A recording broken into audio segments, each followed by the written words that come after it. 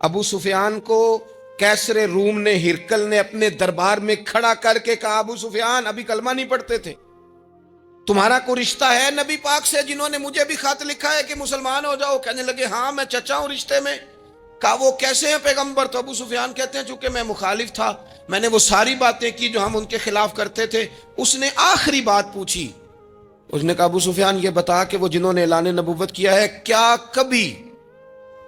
انہوں نے جھوٹ بھی بولا ہے؟ ابو سفیان کہتے ہیں کہ 1 منٹ کے لیے میں نے کہا کہہ دوں، مخالفت تھی نا، تو پھر میں نے سوچا یہ تو عرب کی وزاداری کے خلاف ہے، عرب میں سے تو کوئی جھوٹ بولنا پسند ہی نہیں کرتا، اور پھر میں اگر حضور کو معاذ اللہ جادوگر شاعر کہوں گا تو شاید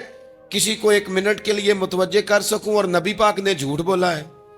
یہ تو مانے گا ہی کوئی نہیں۔ کہتے ہیں بادشاہ نے پھر زور دے کے کہا سردار بتاتے کیوں نہیں، کیا کبھی انہوں نے جھوٹ بھی بولا ہے؟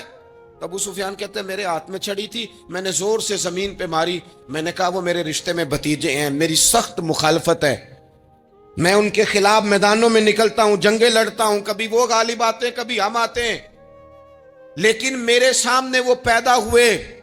میں نے ماں کی گود میں بھی دیکھا، دادا کے کندھوں میں بھی دیکھا، چچا کے گھر میں بھی دیکھا، سیدہ خدیجہ الکبریٰ کا دولہا بنے بھی دیکھا، ان کی 4 بیٹیاں ان کی گود میں کھیلتے دیکھی، اعلان نبوت کرتے دیکھا، لوگوں کو مخالفت کرتے دیکھا، میرے سامنے ان کے مقدس بال سفید ہوئے، میرا اختلاف اپنی جگہ، پر بادشاہ میں قسم اٹھا کے کہہ سکتا ہوں اس محبوب کی زبان سے جب بھی نکلا ہے حق اور سچ نکلا ہے۔